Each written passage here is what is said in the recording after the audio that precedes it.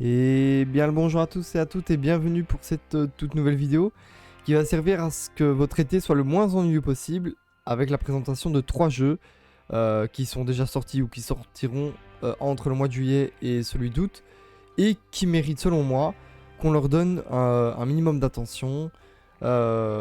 Juste après cela, je compte aussi vous donner une liste de jeux qui sont certes déjà sortis depuis quelques mois, voire plusieurs années pour certains, mais qui je trouve sont agréables à jouer en été. Ce sera tout à fait subjectif, donc ne vous attendez pas non plus à des jeux de fou ou à peut-être des jeux que vous connaissez. C'est mes jeux à moi que j'aime faire en été et qui sont pour moi super à faire en cas d'ennui. Mais juste avant cela, n'oubliez pas de vous abonner si mon contenu vous plaît. On est 182, merci à tous et à toutes. Et n'oubliez pas aussi de rejoindre la chaîne Twitch et le Discord qui sont tous les deux en description. Donc voilà, après cette petite intro rapidement fait, on va directement commencer le sujet de la vidéo. Et on va commencer avec le tout premier jeu que j'ai envie de vous présenter.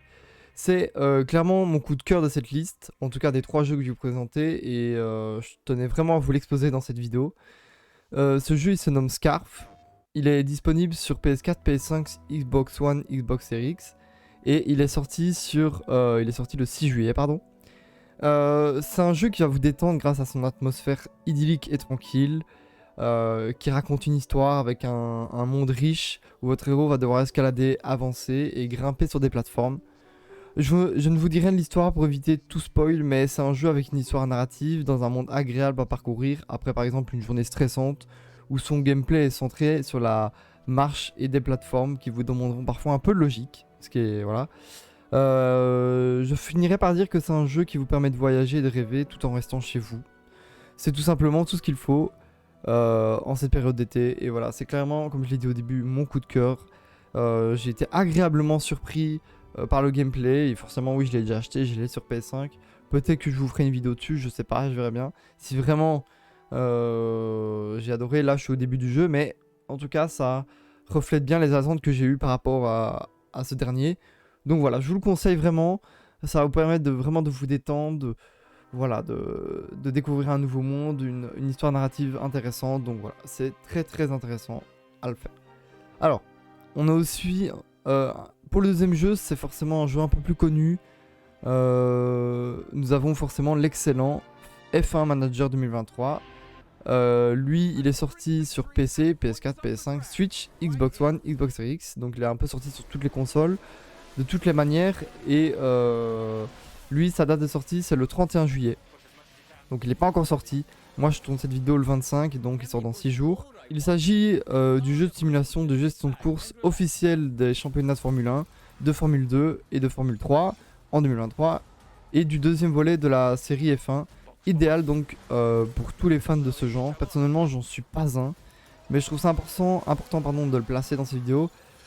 Car la communauté et les amateurs du jeu sont nombreux. C'est pas forcément le jeu que moi j'achèterais parce que c'est pas mon goût tout simplement. C'est pas tout à fait le style de jeu que je jouerais. Maintenant, je sais que, comme je l'ai dit, il y a énormément de fans de tout cela, donc je le place et c'est quand même l'un, si pas le plus gros jeu qui va sortir entre le mois de juillet et le mois d'août. Donc, il était important de le placer quand même.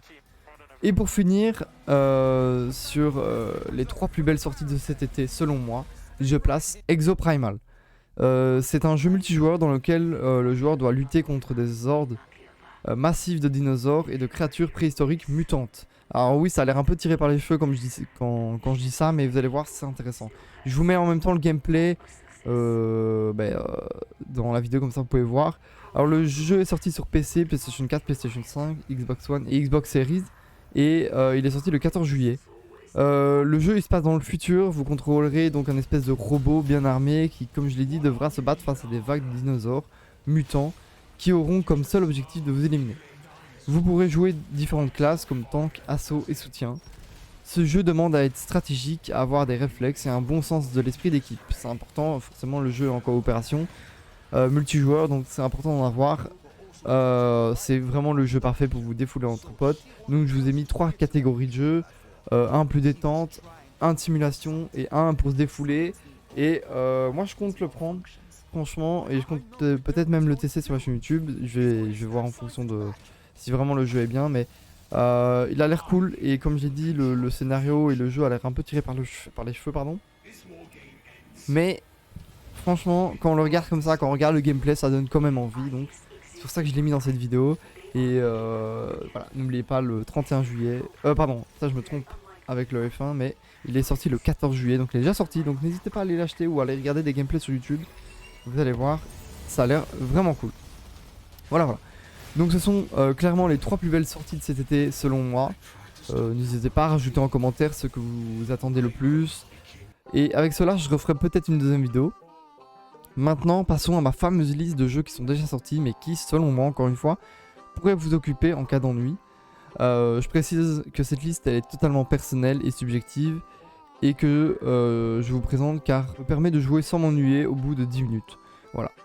Je dis ça car tout le monde ne sera pas d'accord avec moi, mais encore une fois, c'est très subjectif. Soit. Commençons avec Sons of the Forest. Alors, Sons of the Forest, je l'ai placé dans cette liste car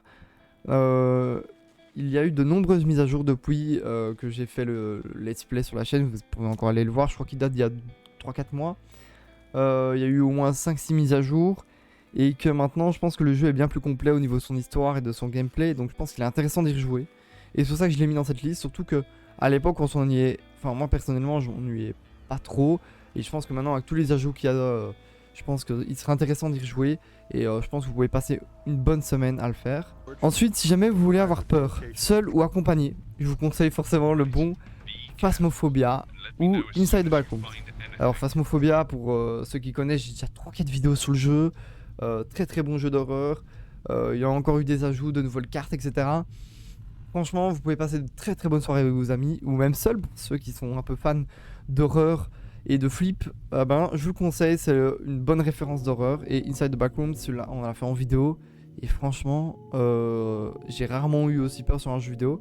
Pourtant, c'est pas celui-là qui fait le plus peur. Mais je sais pas, on va dire le thème, le fait que ce soit une légende tirée d'internet, etc. Je sais pas, ça donne un petit truc en plus et je vous le conseille. En plus, le jeu est vraiment pas cher, je crois qu'il coûte 3 €, un truc dans le genre.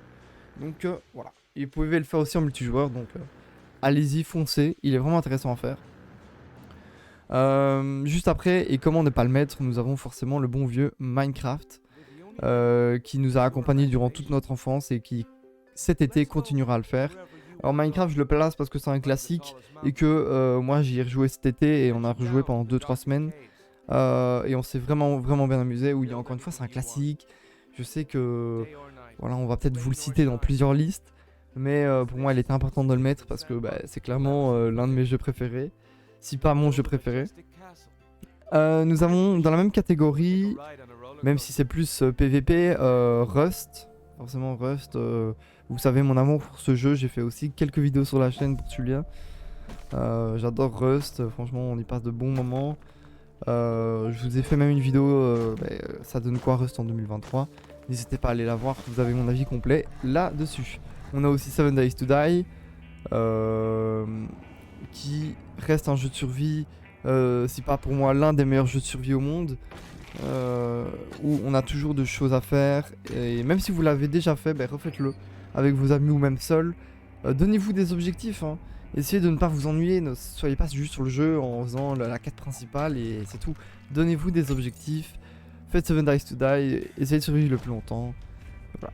Je l'ai mis encore dans cette liste parce que c'est les jeux que j'ai fait cet été et qui m'ont permis de ne pas m'ennuyer tout simplement. Et pour terminer, toutes les personnes connaissent mon amour infini pour ce jeu et c'est tout simplement Mount & Blade Bannerlord qui depuis 2020 me stimule toujours autant, que ce soit en solo ou en multijoueur. Le jeu a bien plus de contenu qu'avant et vous pouvez y passer plus de 200 heures sans vous ennuyer une seconde. Donc pour les gens qui ne connaissent pas Mount & Blade Bannerlord et qui ne savent pas à quoi jouer, je vous donne le jeu de cet été à faire, Mount & Blade Bannerlord. Pour bien sûr, il faut être fan de stratégie, de Moyen-Âge, j'ai fait des vidéos aussi sur Bannerlord où j'explique aussi mon avis. Bon, peut-être qu'elles sont un peu obsolètes depuis, vu que c'est celle de 2021 et celle de 2022. Peut-être que je devrais en refaire une. Mais allez-y, franchement, si vous êtes fan de ce genre de gameplay, de contenu, foncez parce que, encore une fois, vous avez plus de 200 heures devant vous. Et même pour ceux qui l'ont déjà fait ou acheté, retournez-y. N'hésitez pas à y retourner, donnez-vous des objectifs, encore une fois. Je pense que c'est le principal quand on joue à un jeu, c'est pas juste faire l'histoire et basta, non. Donnez-vous des objectifs à faire pour ne pas vous ennuyer, parce que je sais que c'est un sujet qui revient souvent. L'ennui sur les jeux vidéo, c'est peut-être une vidéo que je ressortirai aussi. Je dis beaucoup, ce sera peut-être une vidéo que je ressortirai, mais parce que j'ai plein de sujets qui m'intéressent. Et je pense que l'ennui sur les jeux vidéo, c'est clairement un sujet de vidéo à réaliser sur cette chaîne, donc voilà. J'espère pouvoir le faire un jour. Mais sinon, voilà. J'ai fini avec cette petite liste très subjective. Je vous ai donné les 3 jeux qui, selon moi, cet été, sont sortis ou vont sortir et qui sont intéressants à découvrir. Voilà, n'hésitez pas à partager en commentaire votre avis, etc.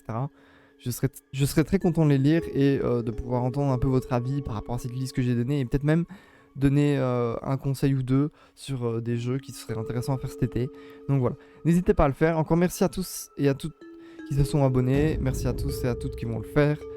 Ça fait très plaisir, on est bientôt aux 200 abonnés, ça fait vraiment plaisir. Et sur ce, on se retrouve très bientôt pour une nouvelle vidéo. Ciao ciao.